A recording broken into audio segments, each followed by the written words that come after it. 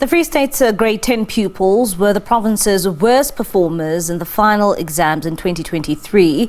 They recorded a staggering 37.2%, or more than 23,000 of the 63,655 candidates who wrote went on to fail. The province's grade 8s also fared dismally after the 25.9%, or 17,386, or 66 of the 66, more than 66,000 who wrote and flunked. The Provincial Education Department has expressed concerns about the pass percentages in both grades. For more on this and other challenges relating to overcrowding in the province, we're now joined by Professor Mbulungeni Madiba, and he joins us via our video link. Professor, thank you so much for joining us this evening here in SABC News.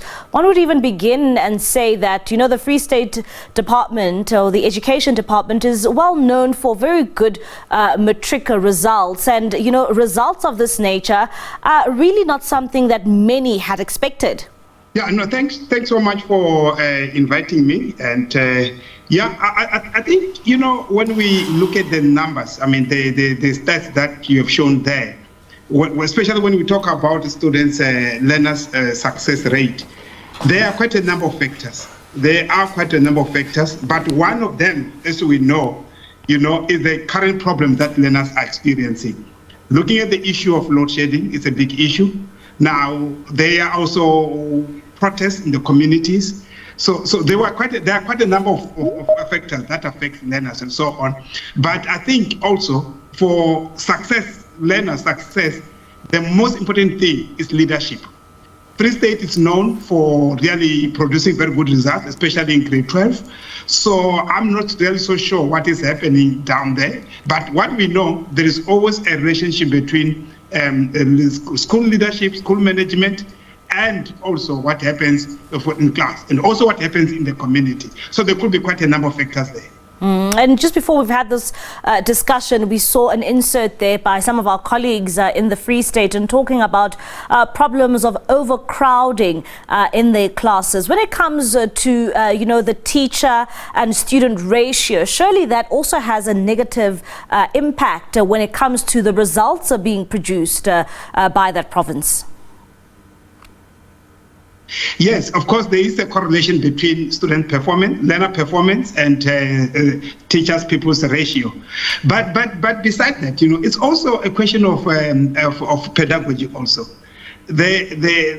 How do you teach big classes? I know it's some classes are too big, 60 class per class. But again, you know, your teachers need to be trained to deal with large classes. How do you do that? So it's also a question of pedagogy and so on. But there are also issues of, like you said, of resources. There need to be good resources. There need to be facilities that support that the learning of learners. Overcrowding is a big problem. Definitely, I agree with you. Yeah. And one would ask, I mean, we're still reeling from the impacts of COVID-19. Perhaps when you look at these grade 10 pupils, I mean, they would have found themselves under COVID-19 regulations. And maybe that's also something that we can take a look into and dive into. Did COVID-19 also play a role in the results we are seeing now? Yes, definitely. You know, these learners have experienced what we call learning losses. Remember, the focus during COVID was mainly on grade 12, getting grade 12 to go through the system. But you will see these learners now who are in grade 10, some of them definitely were neglected, you know, in terms of teaching and so on. So they experienced what we call learning losses. And those gaps is catching up with them now at grade 12, grade 10. But you also expect that if that is the main reason, it should be something that cut across the provinces. And, you know, Professor, also looking at... it should not be peculiar to Free State only. So there must be other factors in the Free State. And looking at the role of the late MEC Tate Mahwe, I mean, he had been at the helm of the education department since at least 2009 until he passed away in 2023, if I'm not mistaken. Would you say that maybe it has been quite difficult for some of those leaders to take over, especially when somebody occupied an office for so long? Perhaps maybe the strategies that he used is something that maybe his colleagues now are, trying to change and trying to find new ways and models, and maybe it's taking some time for the province to react to new learning ways. Yeah, you see, that's why, I said leadership is very, very important. Leadership in education is very, very key. You need very strong leadership.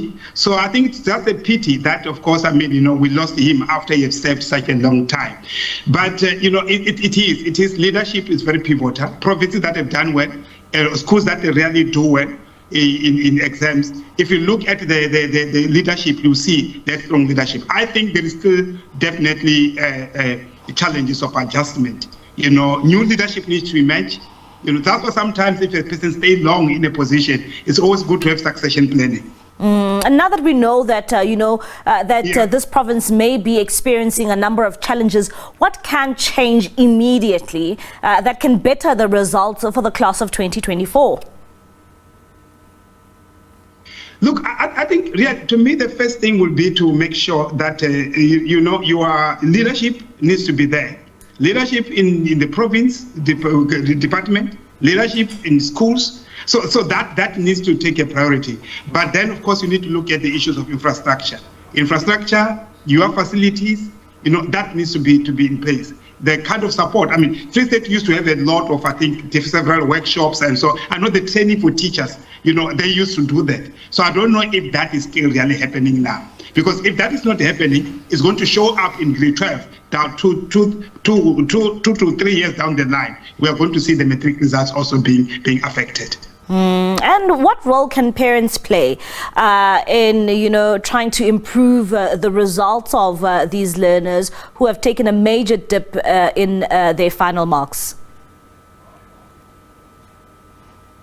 Yeah, the first thing is support. We need to be very empathetic, with our learners. They are really studying at a very difficult challenge. We're talking about load shedding. That's a reality. They've just gone through COVID and so on. So parents need to come in. Parents need to support learners. And supporting your child doesn't mean that you need to be educated yourself.